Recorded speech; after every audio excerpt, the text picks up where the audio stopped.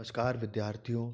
मैं अरविंद सुलानिया, सहायक आचार्य इतिहास, राजकीय महाविद्यालय श्री गंगानगर। आज आपको राष्ट्रीय आंदोलन में नरमपंथियों के योगदान के बारे में बताऊंगा। जैसा कि हम सब जानते हैं कि 1885 में भारतीय राष्ट्रीय कांग्रेस की स्थापना के साथ ही भारत का स्वतंत्रता संग्राम प्रारंभ हो गया था।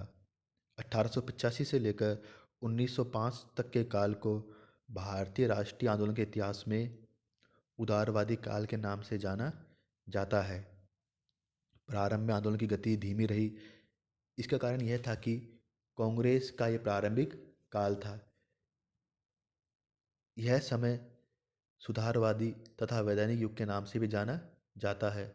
इस समय कांग्रेस पर उदारवादियों का प्रभाव रहा। इस समय कांग्रेस का मुख्य उद्देश्य संवैधानिक, आर्थिक, प्रशासनिक एवं नागरिक अधिकारों की सुरक्षा की मांग करना था। इस समय तक कांग्रेस को जन समर्थन भी प्राप्त नहीं हुआ था। मुख्य रूप से शिक्षित मध्यम वर्ग तक ही कांग्रेस का प्रभाव था। अब हम बात करेंगे प्रारंभिक नीतियां और कार्यक्रम। कांग्रेस के आरंभिक नेताओं की ऐसी धारणा थी कि स्वतंत्रता प्राप्ति के लिए राजनीतिक संघर्ष प्रारंभ करने की स्थिति अभी उत्पन्न नहीं हुई है।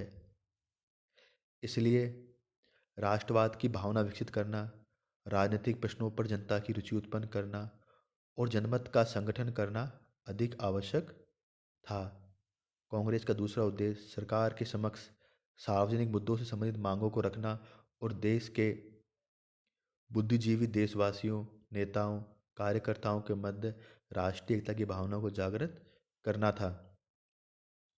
उदारवादी राष्ट्रीयता की इस मांग को से पूरी तरह परिचित थे कि भारत को अंग्रेजी दासता से मुक्ति मिलनी चाहिए, लेकिन इसके लिए वह क्रमिक प्रयास करने के पक्ष में थे। कांग्रेस के प्रारंभिक काल में उन्हें यह भी भय था कि खुले रूप से सरकारी विरोधी नीतियों अपनाने के कारण कांग्रेस का अस्तित्व खतरे में आ सकता है। अतः उन्होंने इस दिशा में धीरे धीरे बढ़ने का प्रयास करने की नीति अपनाई। इस दिशा में उनकी पहली मांग विधान परिषदों में सुधार कर उसमें भारतीय जनता को अधिक प्रतिनिधि देने की थी। विधान परिषद के अधिकारों में वृद्धि करने, सदस्यों को बजट पर बहस करने और प्रशासन की आलोचना करने के अधिकार की उन्होंने मांग की। इसका अच्छा परिणाम भी निकला। सरकार ने 1861 में इंडियन काउंसिल एक्ट में संशोधन कर 1892 में एक नया विधेयक इंडियन काउंसिल एक्ट के नाम से पास किया। इसके अनुसार केंद्रीय और प्रांतीय व्यवस्थापिकाओं की में सदस्यों की संख्या में वृद्धि कर दी गई। इसके कुछ सदस्यों का भारतीय द्वारा अप्रत्यक्ष रूप से निर्वाचन करने की व्यवस्था की गई। सदस्यों को बजट पर बहस करने का अधिकार प्रदान किया गया, लेकिन उस पर उन्हें मतदान करने का अधिकार नहीं था। 1892 का यह एक्ट भी कांग्रेस को पूरी तरह संतुष्ट नहीं कर सका और उन्होंने अधिक स्थान और अधिकारों के लिए अपनी मांग प्रारंभ कर दी। उनकी सबसे महत्वपूर्ण मांग जनकोष पर गैर सरकारी भारतीय नियंत्रण की थी। अमेरिका की तरह कांग्रेस ने भी नारा दिया, बिना प्रतिनिधि के कोई कर नहीं।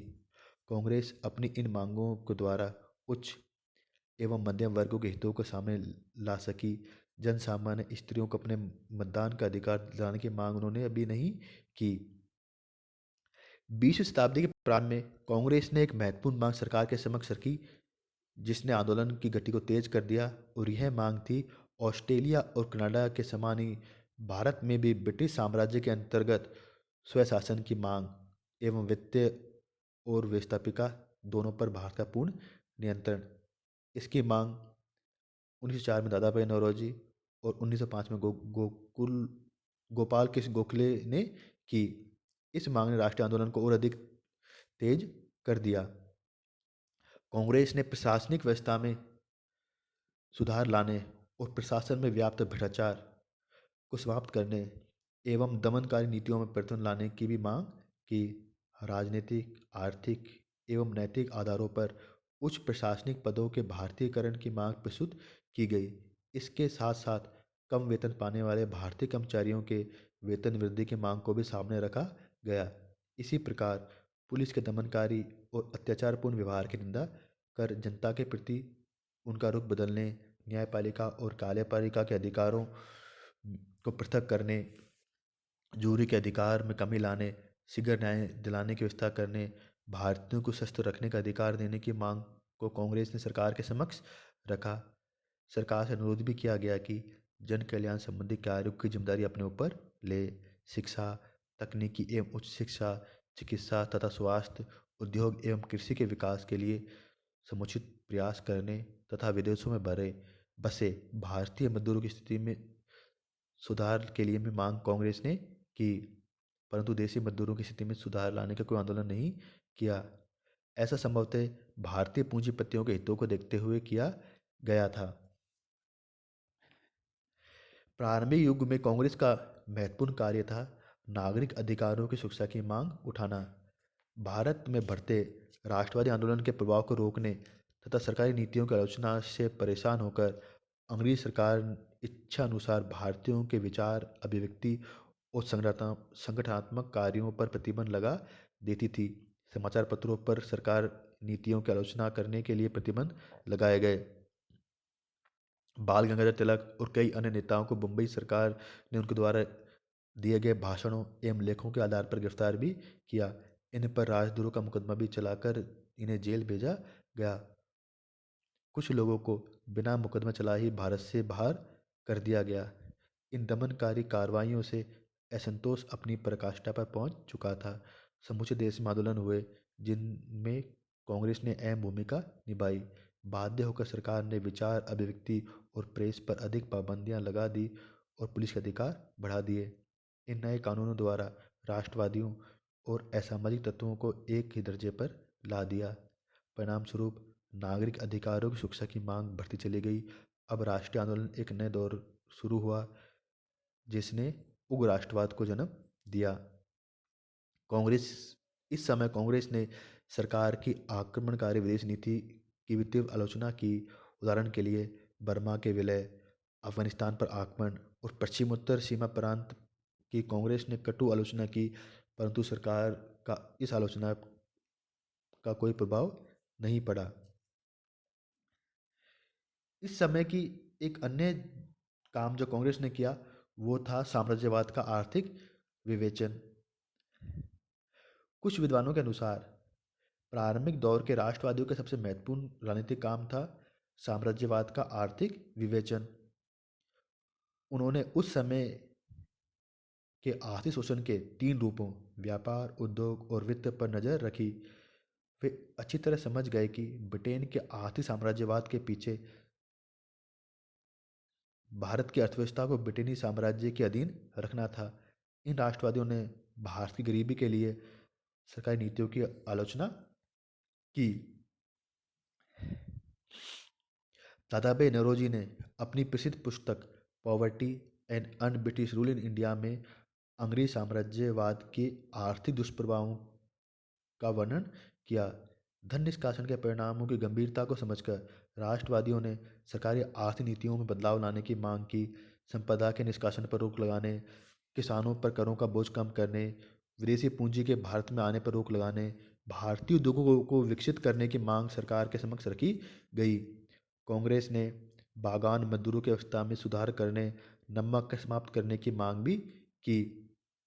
कांग्रेस ने एक महत्वपूर्ण कार्य है किया कि सरकारी सरकारी आर्थिक नीतियों से परेशान होकर एवं भारतीय उद्योगों को विकसित करने के उद्देश्य से स्वदेशी विचारधारा को विकसित किया।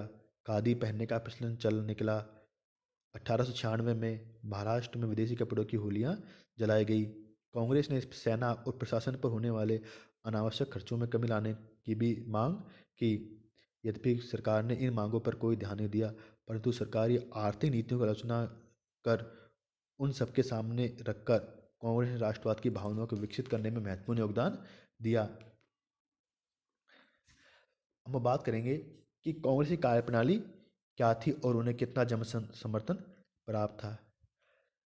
अपने प्रारंभिक काल में कांग्रेस ने संवैधानिक सीमा के अंतर्गत रहते हुए विभिन्न सुधारों की मांग की। उनका मुख्य कार्य याचिकाओं एवं स्मरणों पत्र पेश करना ही था। इसके साथ साथ उन्होंने ब्रिटेन में भी भारत के प्रति जनमत तैयार करने का प्रयास किया। इसी उद्देश्य से दादा भाई नेहरू जी ने लंदन में इंडियन नेशनल कांग्रेस की ब्रिटिश कमेटी की स्थापना की।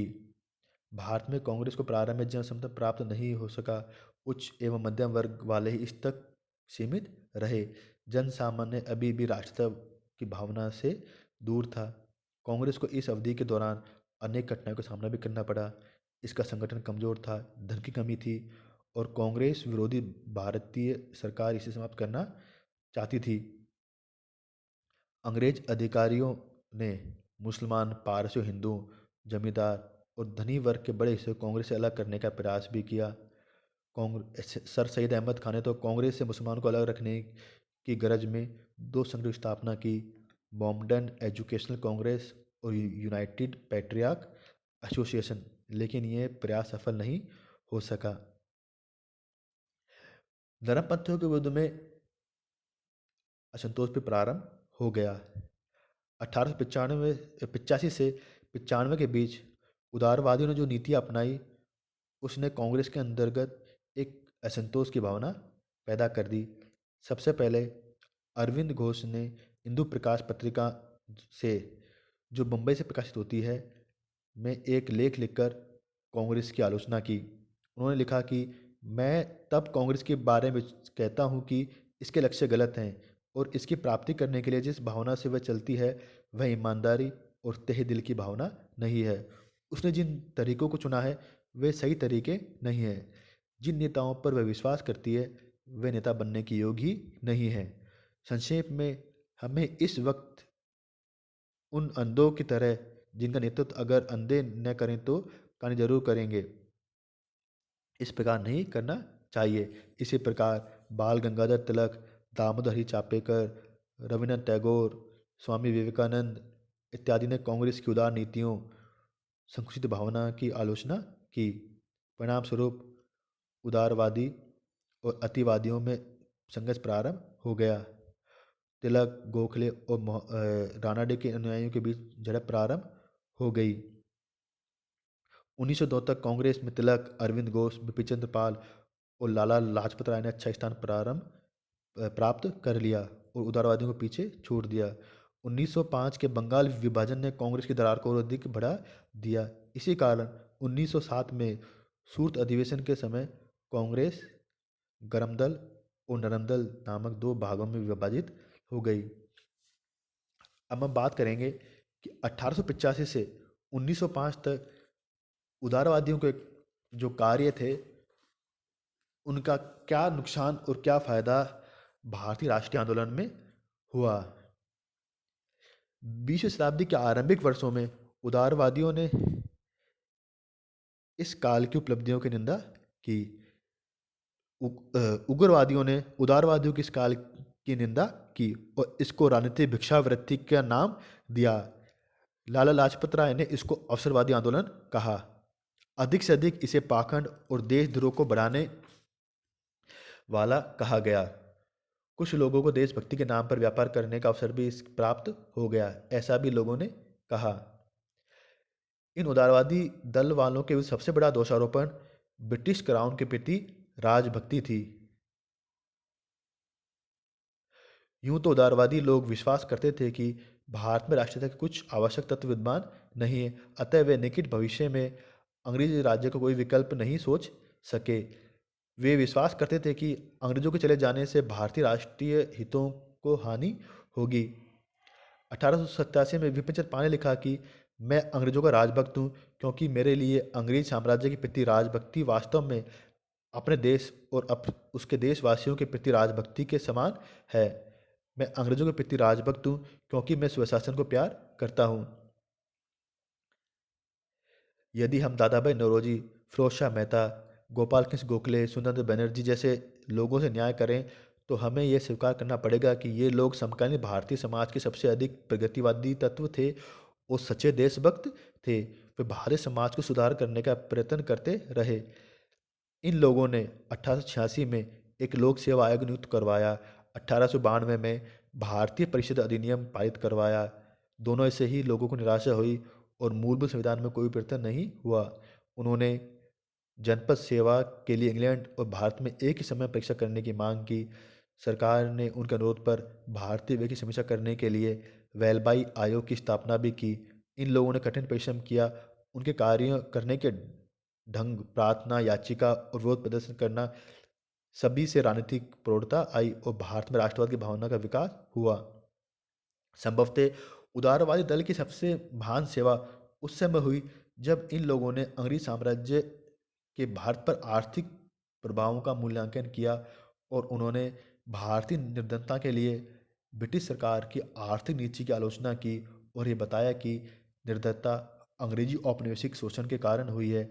दादा भाई नौरोजी, रोमेश चंद्रस, दिनेश वाचा द्वारा प्रतिपादित धन निष्कासन की सिद्धांत अंग्रेजों को भारत में आर्थिक भूमिका पर दोषारोपण था।